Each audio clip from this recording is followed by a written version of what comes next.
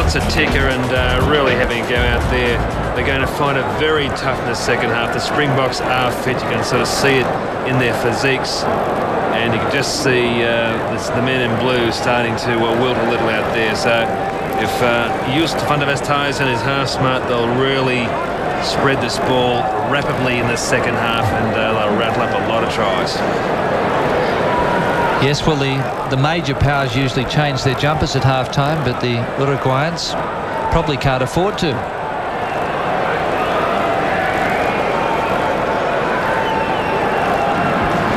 One thing you'd have to say that England would take from this first half is that the Springboks have been vulnerable to the rolling maul, and that's one thing Uruguay has done extremely well. Got some very big men in their forward pack, in particular the Moyne, and they've been really making some good ground out there.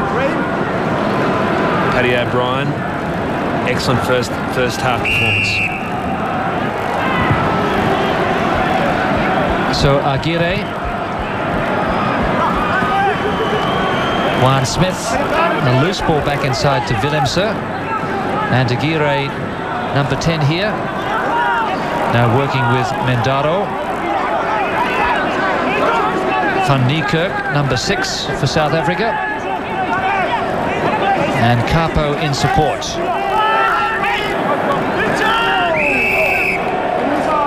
In on the side, a hand in the ruck as well. Dani Kutsia, the man penalised. Well, stand out back row play there from Joel van Niekerk. Just through, secured the ball, kept on going. Hungry. Watch him go. And eventually in from the side, and Kutsia not only picked up by the referee, but also picked up by Uruguay. Well, it all seems to be quite light-hearted out there. You can feel a nice chat throughout the crowd. Lovely 17 degrees temperature in Subiaco, one of the beautiful cities of the world. Yes, the South Africans are based at Fremantle, training at the Fremantle Dockers ground. Keith Wood, the Irish skipper, said it's probably the best training field or the best playing field he's experienced anywhere in the world. That's a big call coming from some of those greens in Ireland.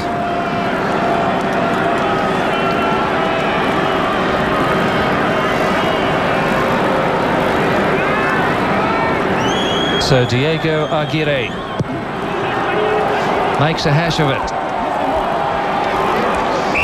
But it's almost as if Uruguay are happy to try and run down the clock and just get as many points as possible on the scoreboard, even if it means all penalty goals. Well, I'd like to see a few more mistakes from the Springboks, I'm sure. It's almost as if they're in damage control mode, which is probably understandable. So Louis Kuhn's gone into scrum half, realising that Van der Westhuizen was caught up in the melee. Well taken by Pastore. Lovely work from Pastore. Aguirre.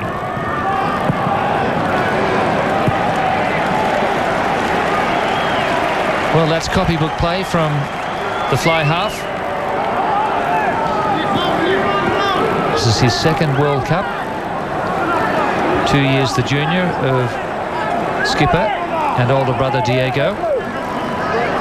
Springboks going for the short line out. The Springbok line out has been working well, and this man, number 2, Pietza, has been spot on. Victor Matfield. Heavy tackle there on Dani Rousseau. Capo was in there, and so too Halsueta. And it's all resulted in a turnover. Isolated, man at his feet, robbing the ball. Penalty South Africa. Well, if there's a very pronounced weakness in the Uruguayan team, it's their backline structure. When the ball comes out, the old fly half looks around and thinks, Where do I throw it?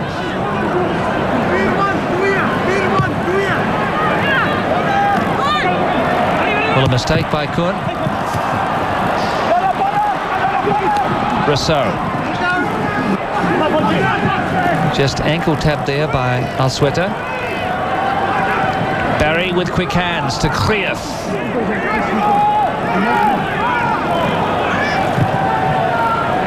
Spiral torpedo. This is Pastore.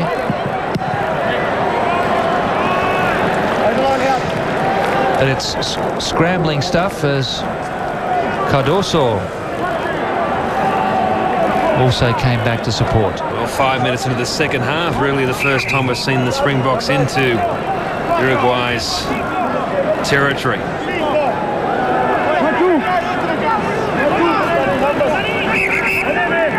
Danny Coutier looking for a towel to try and sweat off the ball. Number 7. Sub coming on for Uruguay.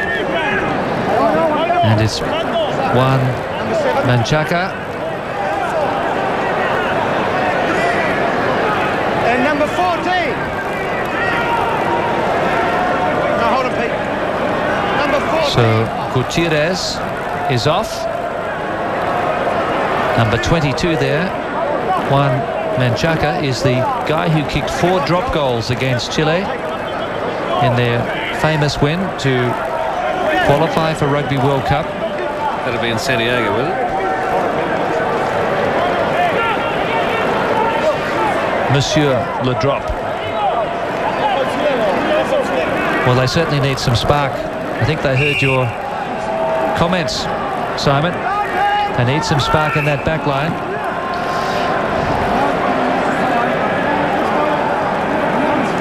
And Nicolas Grige is also on. No. Engage. New powerful scrum from Uruguay. Cafera. Yes.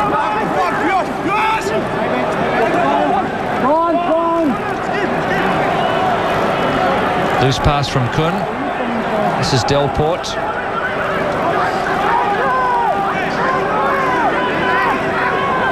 There was no ruck. He was allowed to pick that one up. All getting very messy, says Paddy. Players from both sides coming in on the side. Playing the scrum green. Well, quite amazingly, possessions running at 51% to South Africa. Uruguay at 49. And rucks and mauls, South Africa 33 to 29 for the boys in blue. So quite competitive in that stat.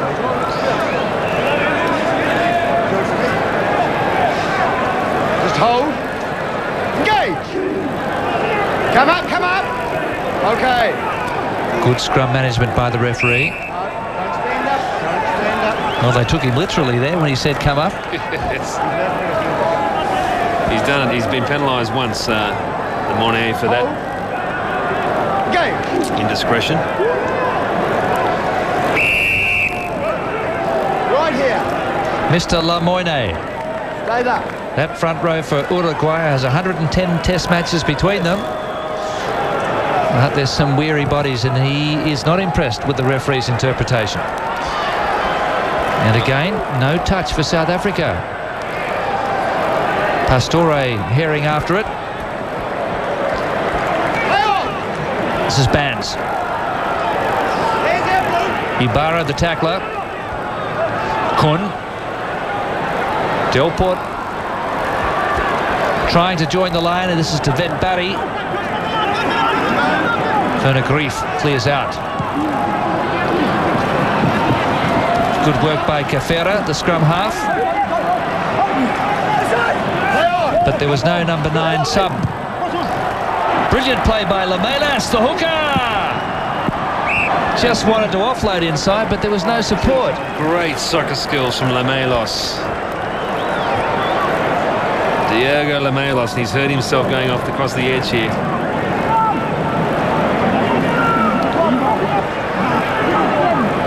Oh, just falling very awkwardly there. So Amelas off the field. Play will continue. But he's a tough hombre. He is. Missed tackles running at 25 for Uruguay. Only 2 from South Africa.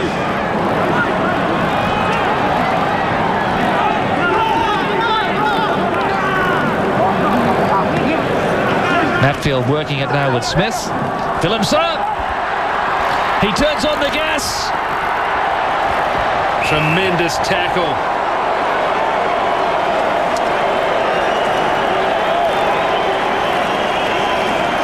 Well, Willemse did everything right. He tried to get the ball back in play before his foot hit the touchline, but the touch judge said no, he didn't do it. And it was a good decision by Peter Marshall. Pastore, the fullback. He's had a fine game for Uruguay. Bruised and battered Uruguay. I'll tell you what, South Africa aren't ruthlessly putting this team away. No, they've noticeably gone off the boil in their second half. 36-6 up at half-time. They've been coasting in this second term. No gap there.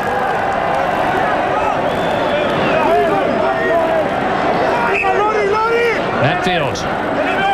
He's the man. Number 7 for Matfield. And beautifully flicked up there by Sofaka. Van Niekerk looking for his second try.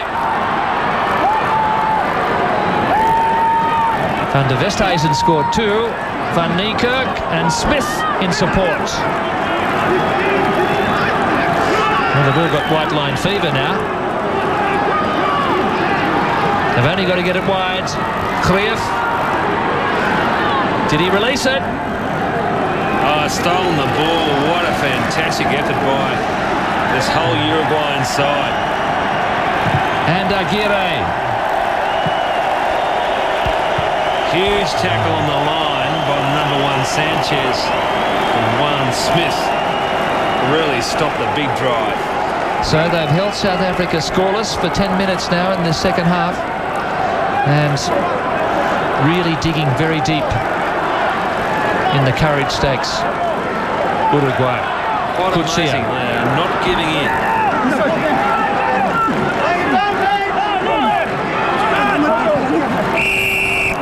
Collapsed more there by Uruguay, and then coming in from the side, Paddy O'Brien. They'll kick to the corner here. Springboks. And hopefully Louis Kuhn will find touch. He's missed it twice already. And making sure of that one. So Rudolph Straley sitting up in the coach's box. I think we'll be looking for some affirmative action here from the South African team, because they've just lost their way a little in the second half. Juan Smith. Richard Barnes stepping through like a three-quarter. The Red Sea parted. Richard Barnes, we saw a remarkable try in the Tri-Nations. Carlos Spencer absolutely barreled as he headed across for a very long-range try there. Richard Barnes really doesn't look terrifically athletic, but he is. Huge speed, very hard to stop. Explosive pace from the tight head prop. 41-6.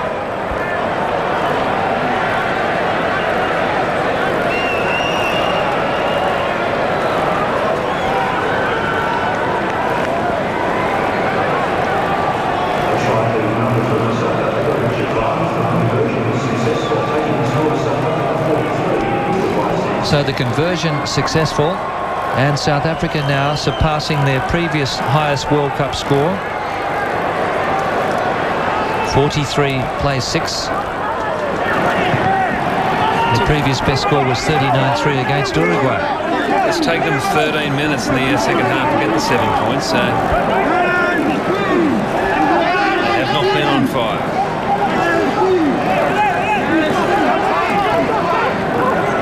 Well, you could sense the greater urgency from the South African players now. Enough of the pussyfooting around. Ibarra couldn't hold on. Great pass from Smith, but The intercepting